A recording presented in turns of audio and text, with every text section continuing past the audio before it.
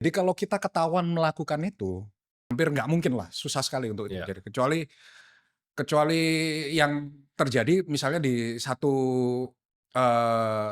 multiple point of failure lah Iya, istilahnya kalau exchange-nya kena, kustodiannya kena, bursanya kena, nah itu baru bisa. Tapi itu kan betul. untuk terjadi sangat-sangat nggak mungkin gitu. Nah, ini kan lu tadi ngomongin soal SDM juga, Bro, dan menurut gue ya edukasi juga ada dampaknya lah ke Mhm, SDM ini sendiri. mhm, Nah, gue tuh waktu itu gue juga sempat kan, kadang gue suka buka-buka mhm, edukasi-edukasi mhm, kripto yang iya iya Indonesia iya gitu iya, kan. Gue tuh suka kadang-kadang liat influencer ngomong tentang misalnya market making gitu kan. mmm, Nah, ini lu sebagai mhm, exchange owner gue pengen lu clear up. mhm, Soalnya gue tuh sempat lihat mhm, banyak misinformasi, mhm Bro. mhm.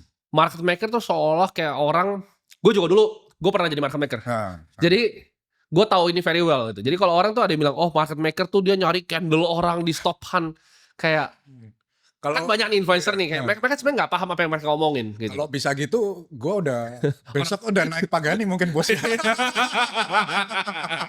nggak ada ya Nggak teman-teman ada sebenarnya nggak ada ya. nggak ada. Market maker tuh nggak begitu. Lu kalau baca peraturan Bapepti sama OJK, Ya, itu jelas ditulis ya, di Indonesia ya, bahwa order nasabah itu harus diprioritaskan. betul, Jadi kalau kita ketahuan melakukan itu ada penaltinya Bos. betul, Bisa dicabut izinnya, bisa kena penalti. Makanya harga kita nggak bisa kayak binomo gitu. Kalau binomo kan betul, bisa cet, naik atas betul. turun.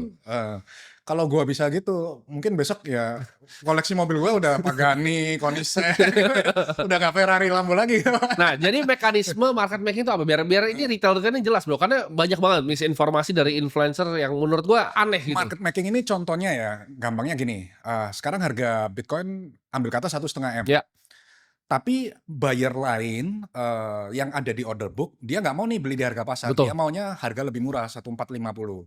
Tapi sedangkan orang ini tetap mau jual sekarang, otomatis exchange ini akan harus menerima sesuai harga pasar. betul. Dan ini yang namanya market making, sama kayak di toko emas lah. Iya, Kan lu misalnya beli emas nih, terus lu mau suatu saat butuh duit, jual emas lu. Masa toko emasnya bilang, gua nggak mau beli emas lu dengan harga pasar. iya, Itu betul. gua yakin toko emasnya besok di demo. Tutup. Iya. Kan kemarin ada kasus kan, toko emas Iya, mau jual, nggak mau terima, di demo betul. kan sama nasabahnya. Nah itulah market making, bukan market making bisa Karena bikin candle.